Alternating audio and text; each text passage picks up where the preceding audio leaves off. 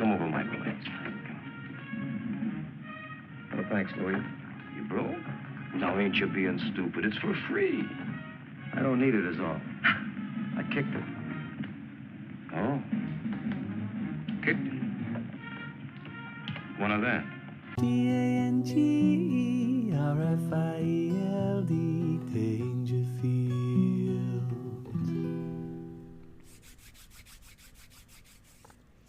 Alright there. This is one of those videos that will lose me subscribers. I mean, it's strange. I always attract a lot of subscribers when I get political because people will identify with that and they identify with the anger and the concern that's within them, and I understand that. And then when they find out a little bit about my past, they jump ship because I'm clearly a degenerate. But this. I've been wanting to make this video for some time. So a lot of you will know I spent the majority of my adult life addicted to heroin, and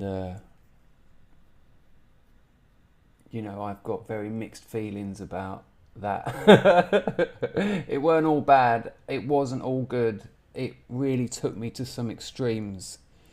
It certainly, any addiction will take you to places not conventionally represented within culture. You know, it's very hard to imagine these kind of parallel cultures that, you know, they're almost beyond representation. They, you know, the movies that I've seen about addiction, and it's usually heroin or crack or, you know, the sort of the big guns of narcotics, and they really don't even come close to the actual experience. And in fairness, a lot of them aren't trying to portray that. They're trying to tell a story. They're trying to explain characters and things like that. They're not necessarily, the agenda isn't necessarily to explain the experience of addiction. I'm not negatively judging them necessarily for that. But, you know, again, a lot of you will know and a lot of you won't that I spent 10 years as a stand-up comedian in England. And when I started, I'd just come out of rehab. I was in a rehab centre and it was time to, you know, how was I going to fill my time? Because before then, it's 24/7. Having no job is a 24/7 job. You know, trying to maintain an addiction is a 24/7 job. It's hard, endless work. It goes on and on. The grind never stops. I know I've got a lot of people with histories of addiction and contemporaries of addiction in my subscribers, and they crop up in the comments, and they'll know. They'll tell you one of the things that is almost impossible to communicate is the endless daily grind of it. You know, you take a cartoon like Train Spotting, that's a dig. You know, it's these sort of exciting moments, even the bleak stuff. Oh, the baby on the ceiling, the dead baby, they're getting hit by a car, the fights in the pub, all. Whereas in truth, addiction and specifically heroin addiction is characterized for me and by the thousands of people I knew and see over the years by just a dulling and painful sense of repetition. Every night you go to bed and all that is on your mind is you're going to wake up sick again. And you've been doing this for years. Not days, not weeks, months, years, decades. And you know that when you wake up sick, and it's a vile sickness where every molecule of your being is screaming out for something that not only you have not got, but there are many, many obstacles to getting. Finding the money. Now, bearing in mind, after about a year of smack addiction, you've burnt every bridge, you've sold everything you own.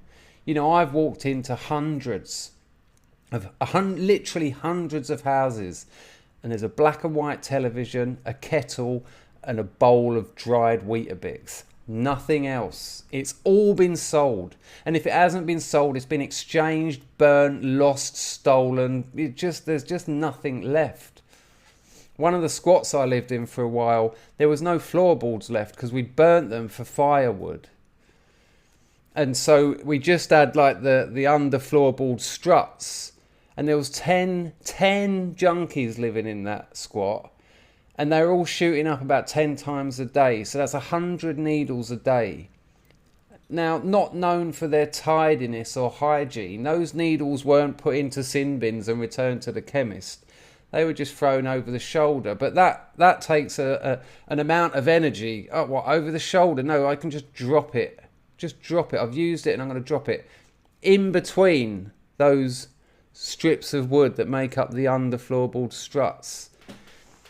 I took more than a couple of girls home to that place, and you can imagine walking in that room. It was like Indiana Jones. There's just spikes coming out of everywhere. Careful, love, you might get hepatitis.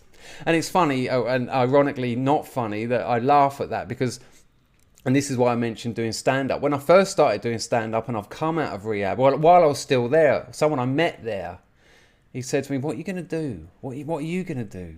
He was like, you're 35 years old, you've done nothing for like 15, 20 years. And I said, I'm going to do stand-up comedy. And he laughed.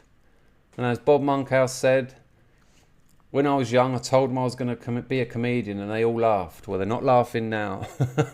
And I said to him, I'm going to be a comedian, and he was like,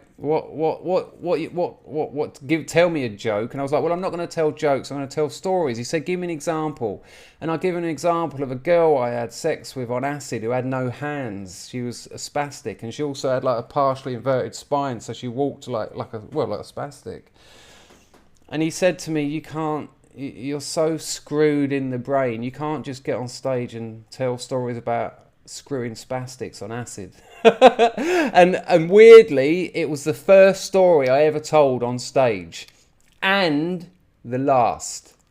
And it was just an absolute hit.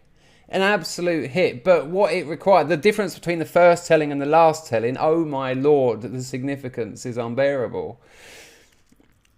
It required learning how to be a comedian, and this is why this is relevant, because I was also telling a lot of drug stories. And one of my friends, the comedian Trevor Locke, said to me, he said, you need to tread so carefully with this stuff. And I've said it before, being a comedian is 90% about being likeable. If you can get up on that stage and have them like you within a few seconds, you can pretty much say anything. If they like you, they'll let you get away with it.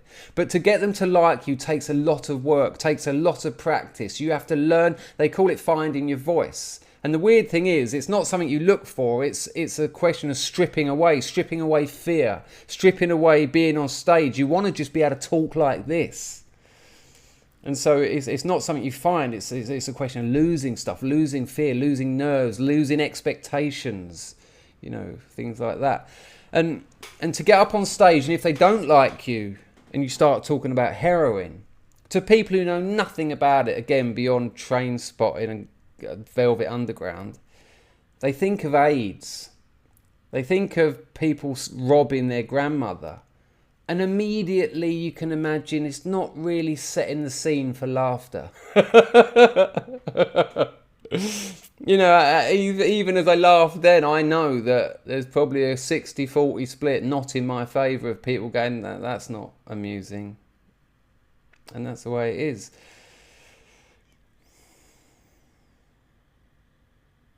So I know that this is a strange area. People have already turned off. I know that for sure. It'd be interesting to look at the stats of this video and see what the average view time is. But I want to talk about the representations of addiction, specifically heroin addiction, in literature, in novels. And there's many, many, many, many heroin novels. Too many, far too many. You could argue one's too many. Oh, and 1,000's not enough. NA propaganda there.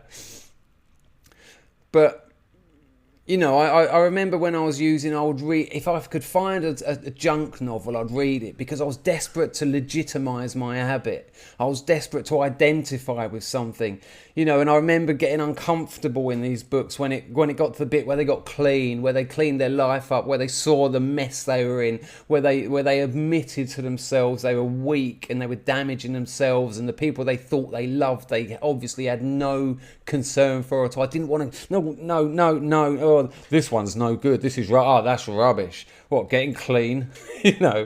Every junkie wants to get clean. No one wants to be on it. I don't give a shit what they say. I've said it. I've been there myself. No, I like it. It's a decision I make. It's a problem, yeah, but, you know, find me someone without a problem. And it's bullshit. If you could press a button and be off it, you'd do it. You know, I've said that sort of thing, and 2 weeks later I've been climbing the walls in a Thai brothel going cold turkey out of choice, and excruciating pain, no food or water for 4 days, no sleep for 2 weeks, puking up so badly that the peristaltic wave has caused cramps in my chest so I can't stand upright. Just unbearable. That's how much I didn't want to be using. So there's a lot of novels, and some of them are just nothing. Some people had a bit of an addiction, and they wrote about it, and you're like, oh, well done, well done. And yet they know that to people who know nothing about that, that's kind of sensational. It's kind of dramatic. It's certainly other. You know, it's their postcards from the edge. Oh, I woke up next to Catherine and she was sticking a needle in her leg. And it was just a centimetre away from a scab, and the heroin went in the vein and out the scab. Oh, again, another day on Junk Road. And And yet, there are some absolute masterpieces. You know, I'm into novels. I'm a writer. I published a novel 30 years ago, and I've got one coming out next year. I know a lot of my long-term subs are waiting long and hard for this, and this is why I did not give you a date. The creative process is a nightmare. The novel's falling apart wonderfully, but it's just morphing into something I never expected, which is great because I didn't plan an object. I don't work like that. I wanted to tell a story, and I also wanted to tell that story to myself. And it just so happens that story involves a real atomization of self, which is wonderfully exciting and equally terrifying. So that's coming anyway. So, you know, there's many novels. I might do a few more. But see how this goes in the comments and the likes and all that. But, you know, there are novels I could talk about, nothing to do with addiction, like Kurt Vonnegut, Slaughterhouse-Five. Just a perfect piece of literature. Just a slab of wood pulp and ink that will just put you in contact with something you never knew existed and yet is utterly familiar. Kurt Vonnegut lived through the whole Dresden carpet bombing, and for years after he established himself as a writer, people wanted this Dresden novel. Where's your Dresden novel? Come on, Kurt, where's your Dresden novel? And he finally done it in Slaughterhouse-Five. Not much of Dresden in there. Beautiful poetry, because it's about humanity. It's about what happens in those situations that mould and push and pull and twist and force you to do things that are no longer identical to what you thought you were. What a novel. Kilgore Trout, the time-travelling lunatic. Breakfast of Champions, Sirens of Titan, 3 of Vonnegut's books. Read them. Now I'm talking about Vonnegut. So this is my point. I could talk about literature, and like I say, if this is received well, I might do a series on novels I adore and admire. But I want to talk about 3 junk novels. In no particular order. Let's start with William S. Burroughs. Not The Naked Lunch. No, not the 9 o'clock news. Not The Naked Lunch. Now, everyone, you think of William Burroughs, people who don't even know a lot about Burroughs or literature will tend to know The Naked Lunch. Every art student knows about The Naked Lunch. Very famous novel, written in inverted commas by probably the first world famous junkie, the first celebrity junkie, William Burroughs. It was a cut up. He kept notes over a period of, I think, about 10-15 years. And in the end, he cut them all up and I think the technique was called something like cut and fold, or fold and paste, copy and paste, control and C, and created this sort of world called Interzone. And it's a virtually unreadable, utterly tedious, indulgent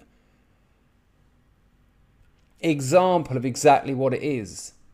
It's a collection of notes that have been cut up and stuck together. And they're not very good, because junkies aren't very good at thinking. and it, to me, it seems like it seems to me like a waste of time. It's like, I wrote all these notes and I don't know what to do with them. there's no real story, there's no chronology, it doesn't really go anywhere. I mean, I can't, my novel, my latest novel, there's no reason to turn the page. This is literary fiction. You're not going to be going, oh, what happens next? You'll be like, is this still going? But some people, me, like that.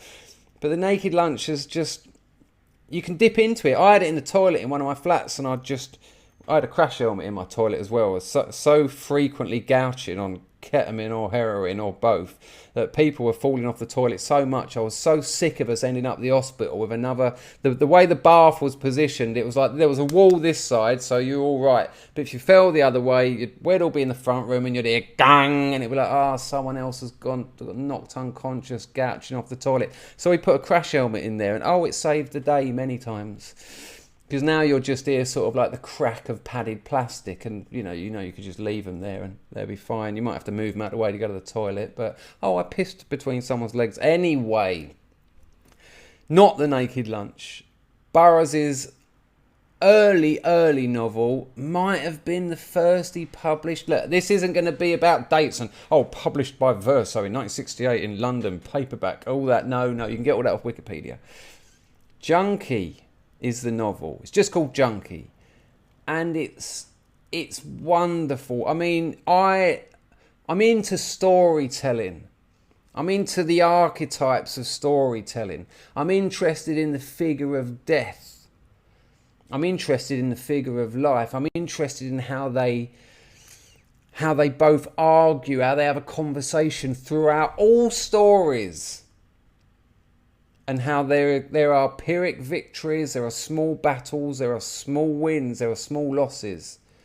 And at the end, for me, with a good story dealing with those motifs, the reader is left trying to work out who won. And to do that, they have to engage in a psychological replacement, because there's gaps in every story. A story is about what's missing.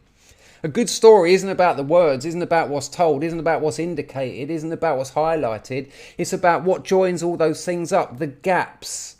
Because what you do as a reader, reading isn't passive. You don't sit back and contemplate the meaning.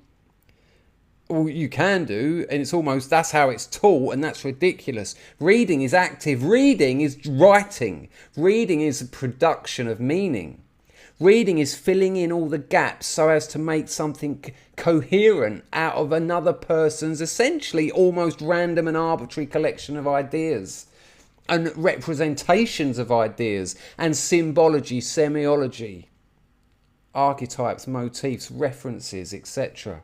And what we find we have to do, and I've explained this before, my theory of meaning is there's a dialectic contradiction at the heart of all writing in the general sense. And by general sense, I mean not just written language, but any mark or sign that has a signifier and a signified.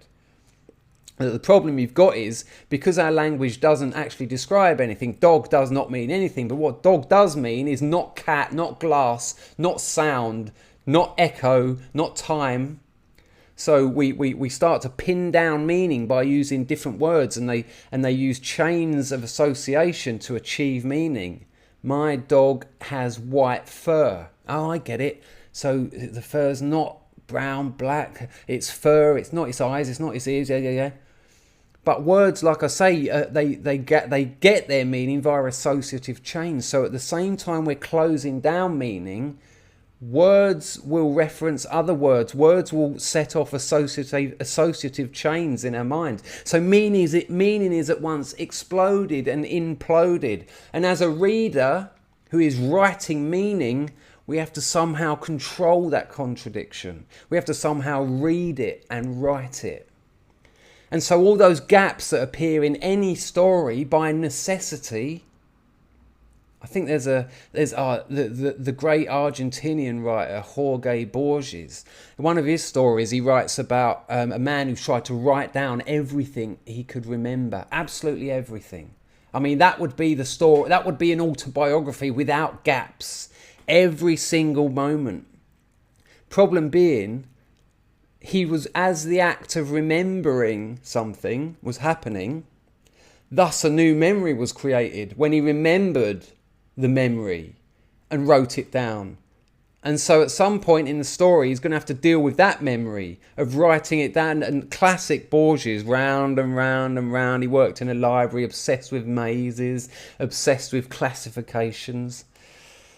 So all these gaps in a novel, all these sort of moments, these sort of negative spaces created by the words and motifs and references and symbology and semiology, we have to put into those gaps our own psychological understanding of what's going on around them, our own experiences, our own conscious and unconscious, emotional and theoretical, logical, rational, irrational responses to them.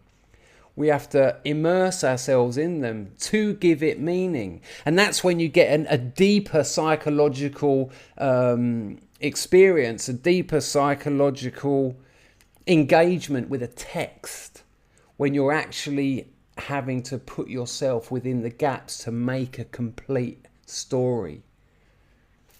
And there's something absolutely beautiful about William Burroughs's story Junkie.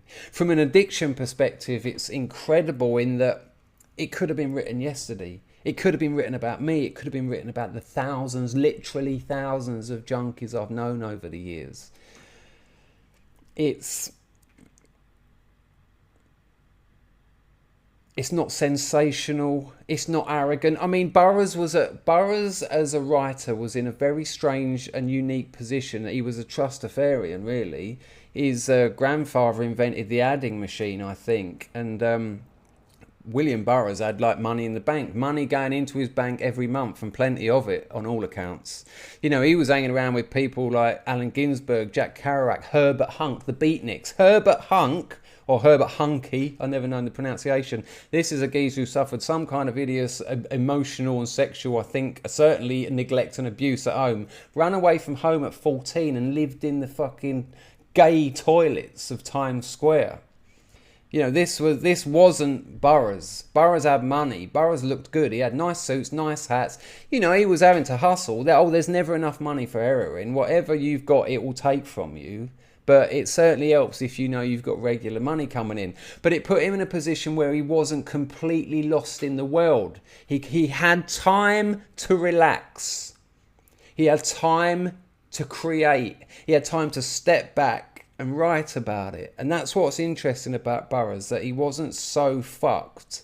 He wasn't so totally consumed by his addiction, which is strange, seeing as, again, he was like culture's first celebrity junkie. I suppose you've got Thomas de Quincey and Baudelaire and all that, but, you know, 20th century mass media kind of celebrity junkie, he's got to be Burroughs. So he had that potential to, what would you call it?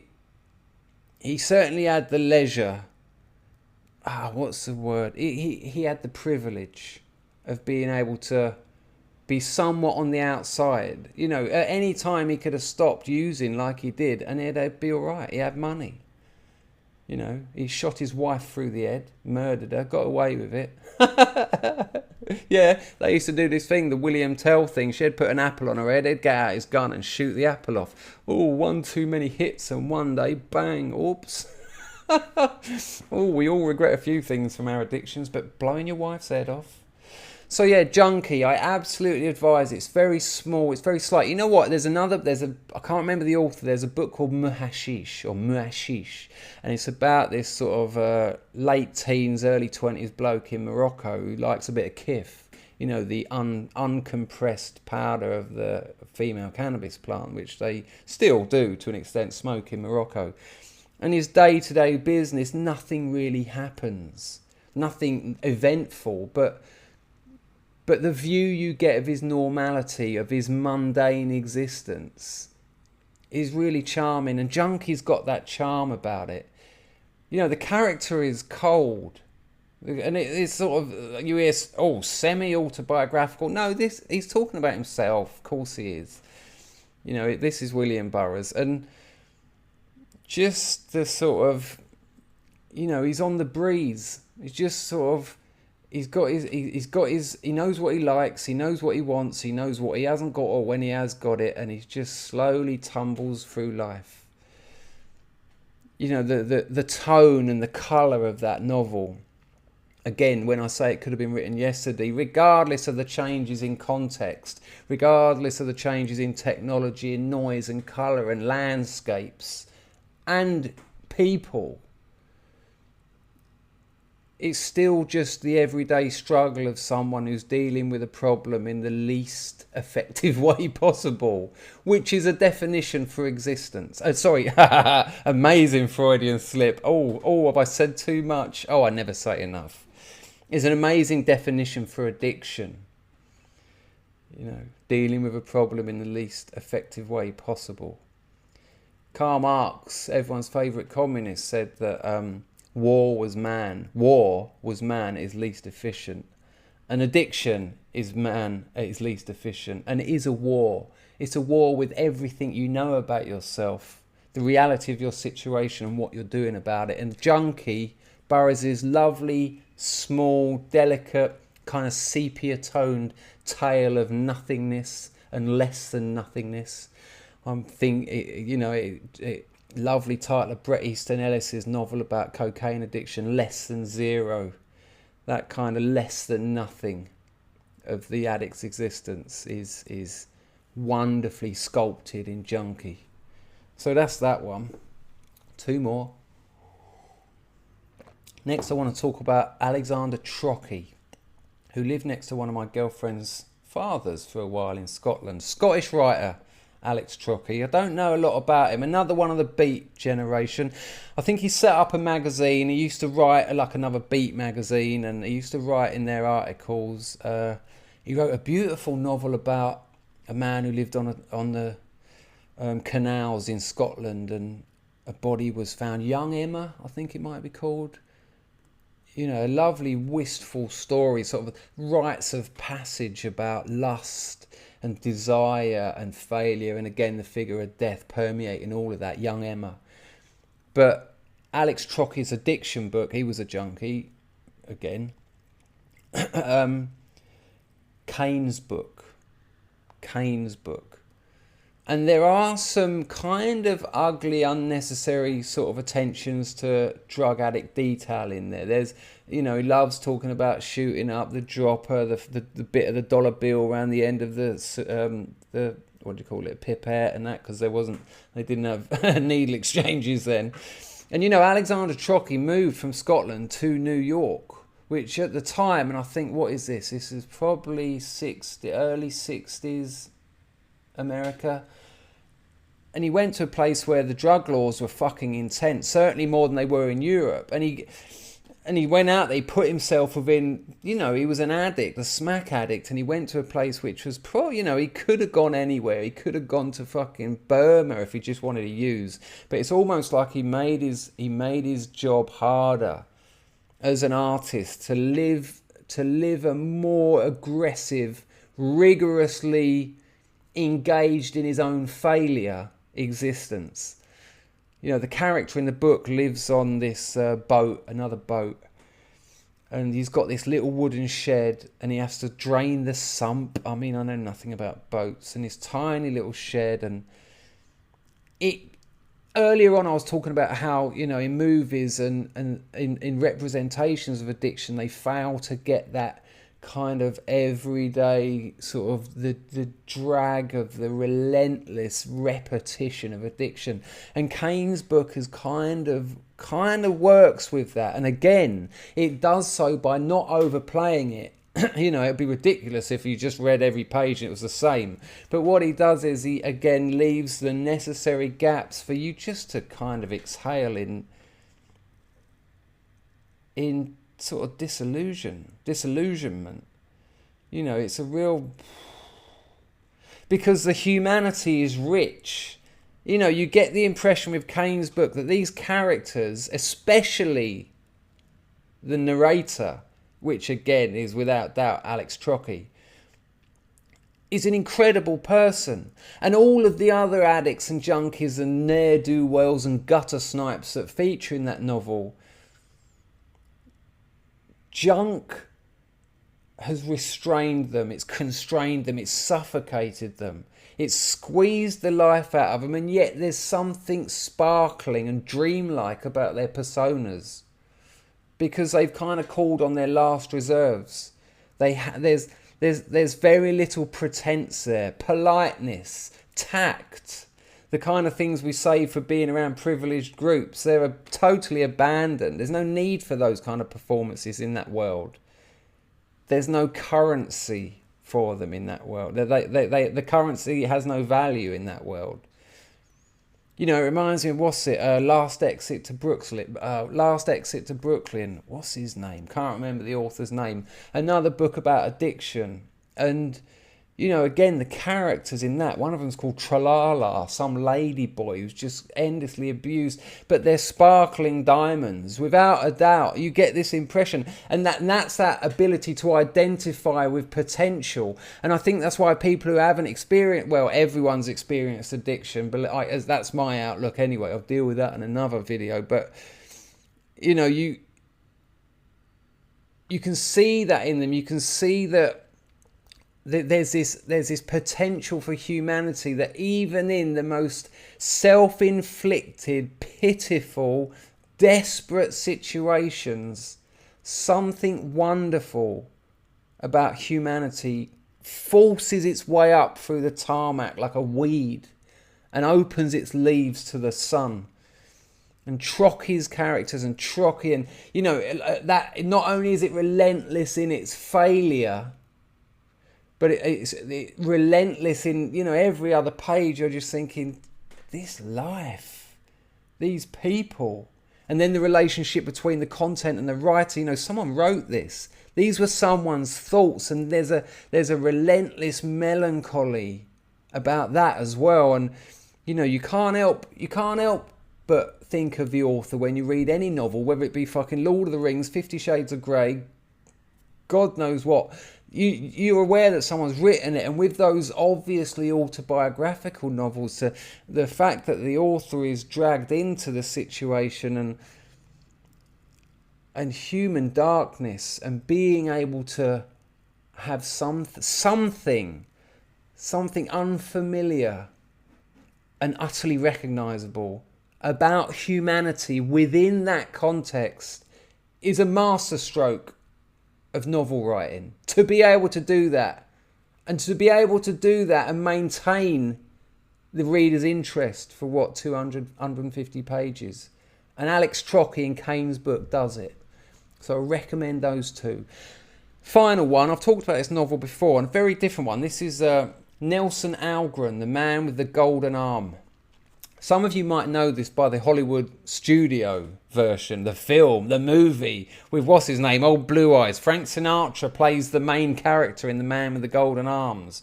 A Polak who come back. It's a post-war novel set, oh God, is it Boston or Chicago? I think it's Chicago. One of that lot. Post-war. Polacks all come back. All they've got is their army clothes that they wear every day. Many of them got on the piss, got on the smack, whatever. And Nelson Algren wasn't an addict, certainly wasn't a heroin user. He actually had an affair with Jean-Paul Sartre's missus, Simone de Beauvoir. There's books of their letters. 20-year affair with Sartre's missus. Nailed it. But The Man with the Golden Arm, the novel, I cried reading that book regularly, because Nelson Algren has managed to depict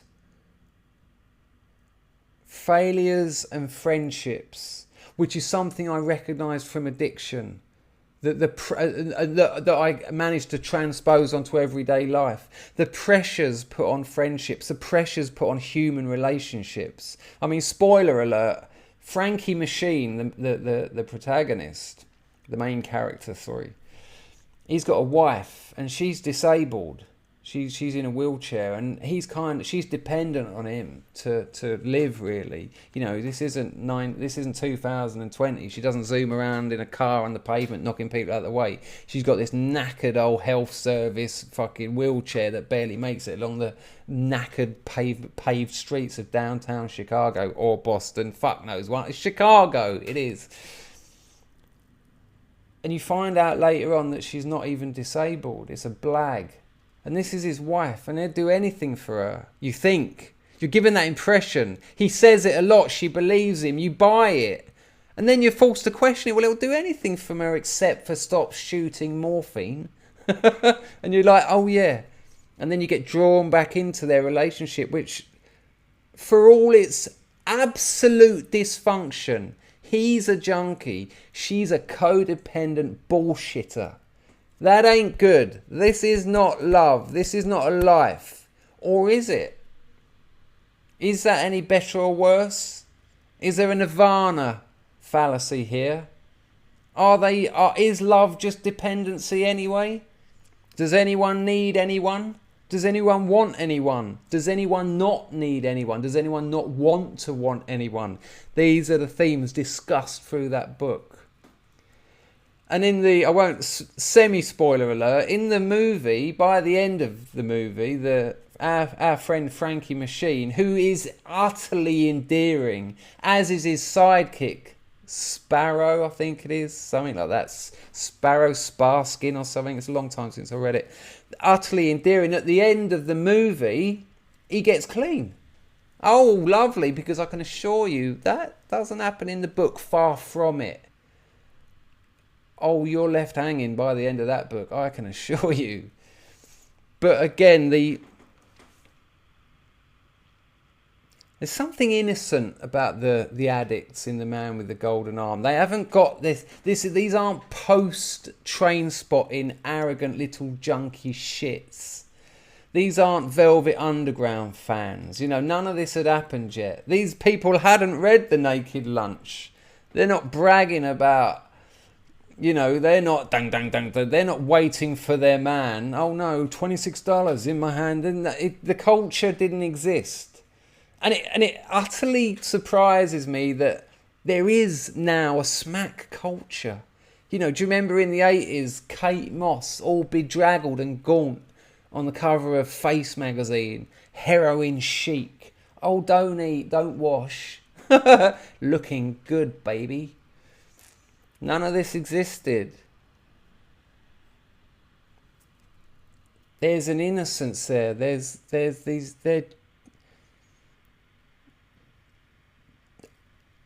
this absolute lack of direction, but never not going somewhere. Continually active in the pursuit of fulfilling their addiction. And even when the pretense is that they're doing other things to get out of their addiction, the unconscious reality, and again the gaps that we can psychologically identify with, are the ways in which we can actually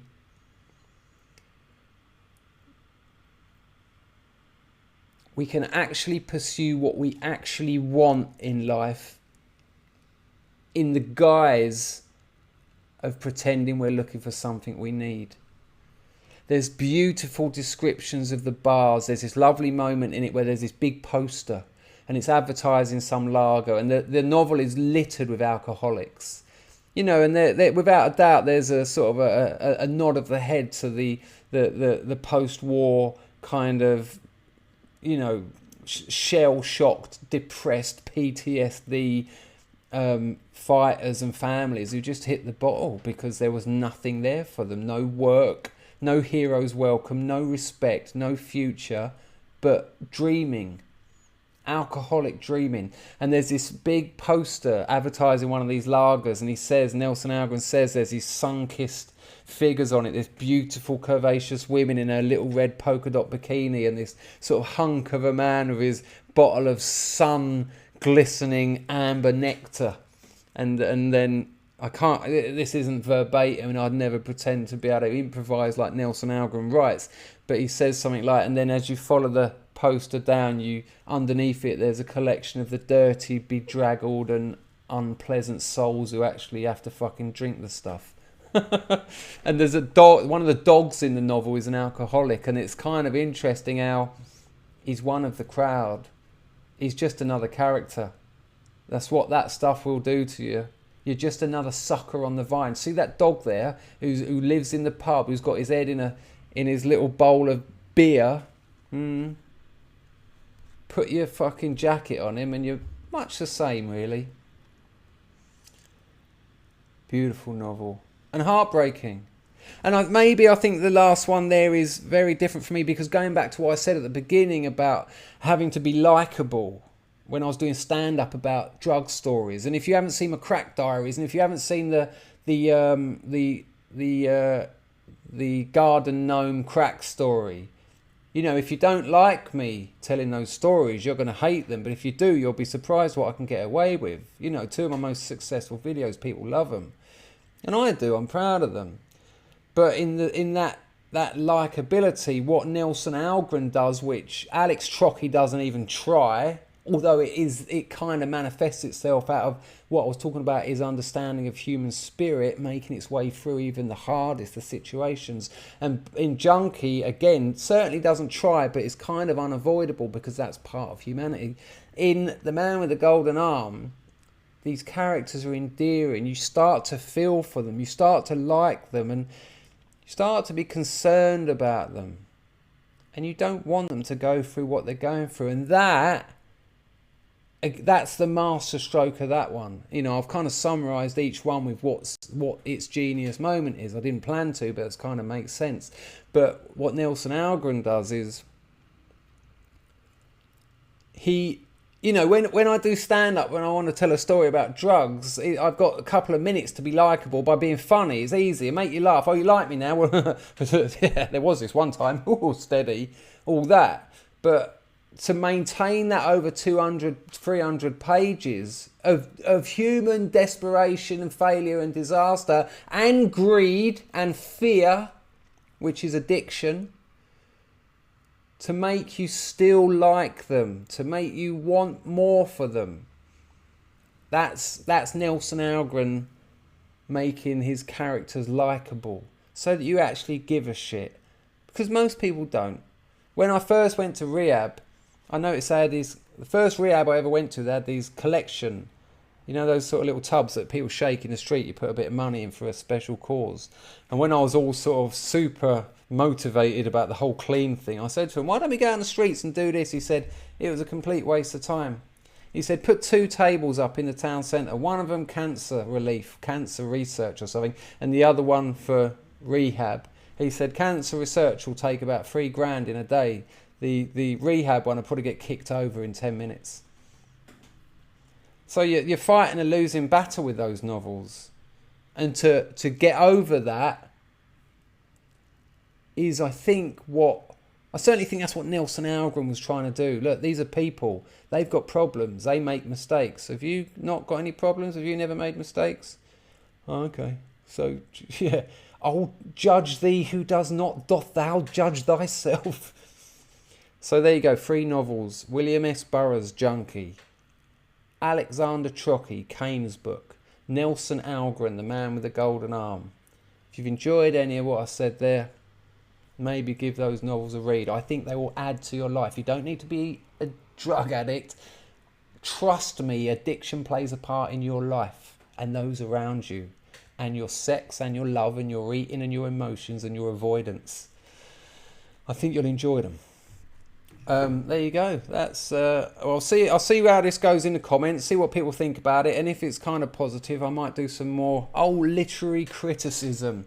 I want to say massive thank you to my patrons and the people who do the PayPal donations, literally feeding me at the moment. If it weren't for them, this channel doesn't exist, because I'd be doing my day job, because I need the fucking dollar. But thank you, it means the world to me. Give us a like, subscribe. Oh, I've never said this. Click the bell. If you want to be notified, click the little bell. Oh, you need to subscribe and click the bell, do you? Leave a comment, leave us a thumbs up, and look after yourself and the people you love.